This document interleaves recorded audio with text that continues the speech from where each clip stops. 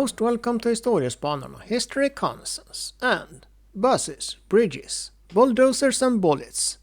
The US Seabees in the Vietnam War. The Seabees, the US Navy Construction Battalions, played an important but often overlooked role in the Vietnam War.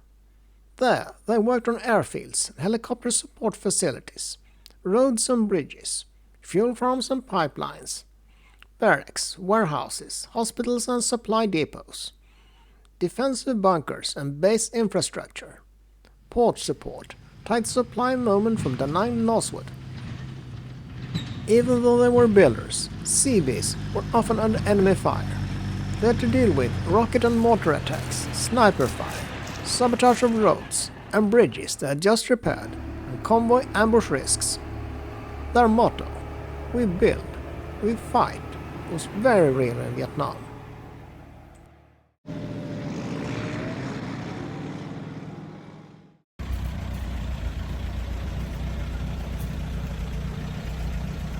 The United States Naval Construction Battalions didn't just build military bases during the Vietnam War.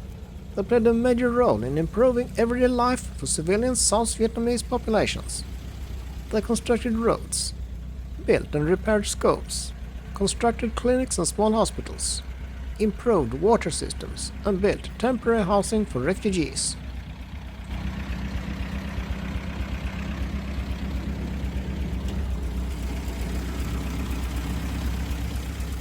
Overall, the Seabees' work went beyond military needs. They helped lay down physical and social infrastructure that improved daily life for many South Vietnamese civilians, even in the midst of conflict.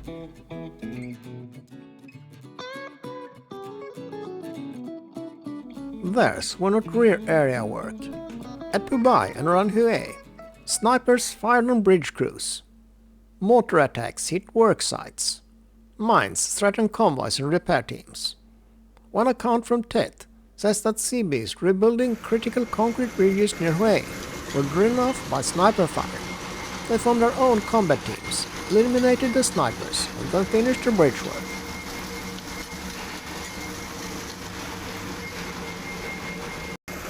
One of the biggest Seabee effort tied to Phu Bai combat base was rebuilding and upgrading Route 1, the lifeline running from Hue north toward Quang Tri and the DMZ.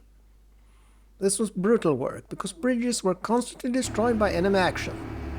One report noted a bridge near Hai Wan Pass had to be rebuilt 6 times.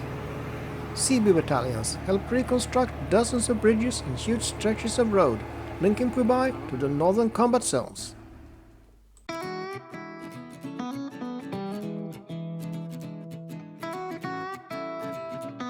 Seabees usually do not run the trains. That was more the lane of South Vietnamese rail operators, US Army rail detachments and transportation specialists. The Seabees made sure that the railroad physically existed and could survive wartime damage. If a train could reach Hue from Da Nang in 1968, there's a good chance Seabees had recently rebuilt the bridge, repaired the track, or filled the crater that made it possible. Their railroad mission was basically keep the line open, no matter how many times it gets blown up. That was classic Seabee work.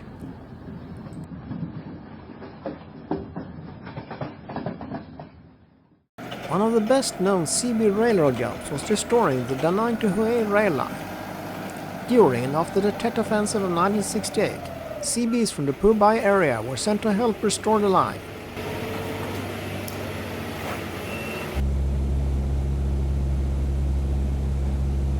The United States Naval Construction Battalions were central to building and maintaining airfields during the Vietnam War. Air power was critical in Vietnam, and none of it worked without reliable runways, often in places that started out as jungle, swamp or sand. Seabees cleared dense jungles, leveled uneven ground, and stabilized soft soil to create foundations for runways. In coastal delta regions, they had to deal with mud and flooding, sometimes building a plant with massive fill operations.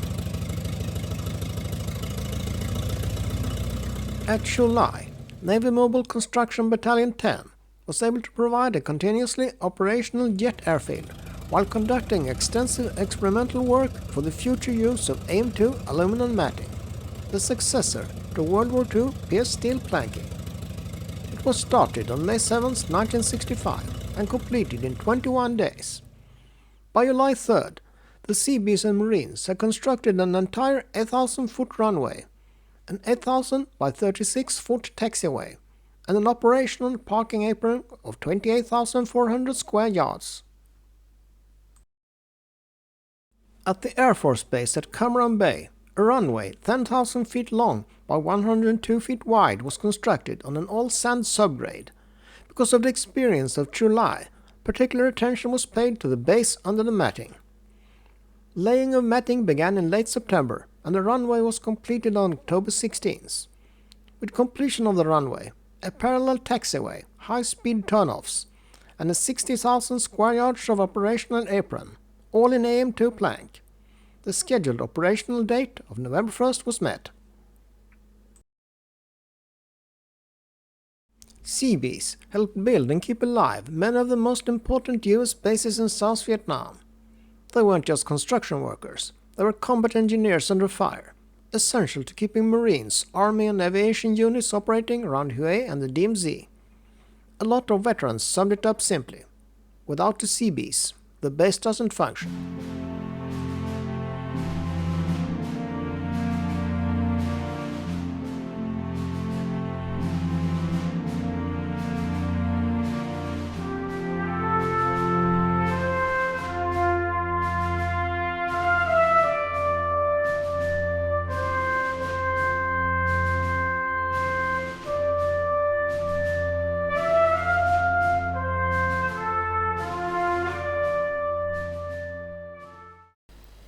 That's all, folks. Thanks for watching.